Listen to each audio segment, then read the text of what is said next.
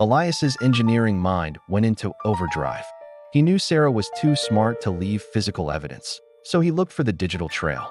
While Sarah was at a leadership retreat, which the PI confirmed was actually a weekend at a vineyard with Julian, Elias found a hidden partition on their home server.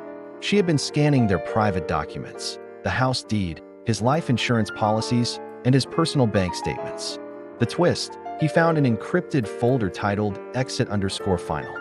Within it was a series of fabricated emails, drafted but not yet sent, designed to look like they came from Elias's account. They contained confessions of him gambling away their savings and threats against her. She wasn't just planning a divorce. She was planning to destroy his reputation to ensure he got zero alimony and lost his professional license. The woman he had supported for a decade was setting a trap to bury him. For the next 2 weeks, the house became a chessboard. Elias knew he was being watched. He suspected Sarah had installed a nanny cam in his study. Instead of removing it, he fed the camera a story. He began acting for the lens. He would sit at his desk, head in his hands, looking broken and defeated. He made fake phone calls to debt collectors, pretending he was in financial ruin. He wanted Sarah to feel overconfident, to think he was a weak, crumbling man who wouldn't fight back. Meanwhile, in the silence of his office at work, Elias was coordinating with a forensic accountant. They discovered that Sarah had been siphoning business expenses from their joint wealth management account into an offshore entity controlled by Julian. She was embezzling from her own husband. The tension peaks 2 days before their anniversary. Sarah returns home, acting unusually sweet.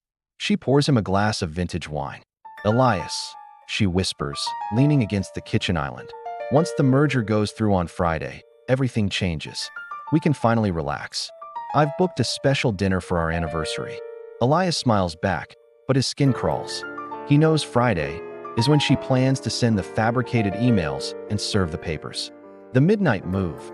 That night, while Sarah slept soundly, likely dreaming of her new life with Julian, Elias spent 6 hours in his home office. He wasn't crying. He was executing Operation Deadweight. He triggered a legal freeze on all joint accounts based on the evidence of her embezzlement. He sent a blind copy email to Sarah's board of directors containing the evidence of her collusion with Julian, the competitor.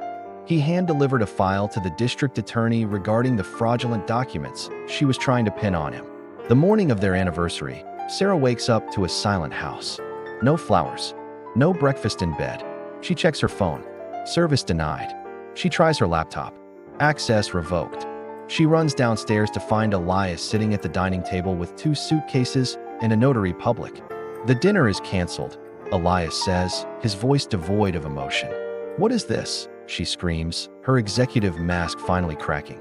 "You can't do this. I have a career. I have a reputation." "You had a reputation," Elias corrects her, sliding a tablet across the table. On the screen is a news alert from a local business journal. "Top executive under investigation for corporate espionage and embezzlement." "The mortgage is paid, Sarah. The bills are settled. But as of 8 a.m., I've resigned as the foundation of your life.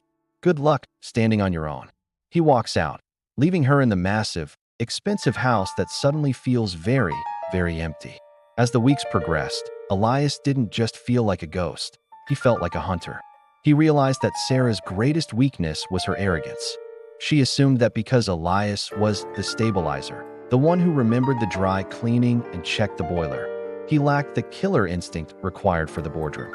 She began gaslighting him as a diversion. She would intentionally misplace her own keys and blame his forgetfulness, or tell him he looked tired and confused in front of their friends. It was a calculated move to build a medical narrative of his mental decline to use in court. The suspense reached a fever pitch when Elias discovered Sarah had placed a tracking device in his SUV. Instead of removing it, he took the car to his local gym every day at 5 a.m., but he would exit through the back door into a waiting rental car. While Sarah thought he was on a treadmill, Elias was meeting with digital forensics experts. They hit pay dirt. Sarah and Julian weren't just having an affair. They were planning to use Elias's structural engineering firm as a shell to launder kickbacks from a massive government contract Julian's firm was bidding on.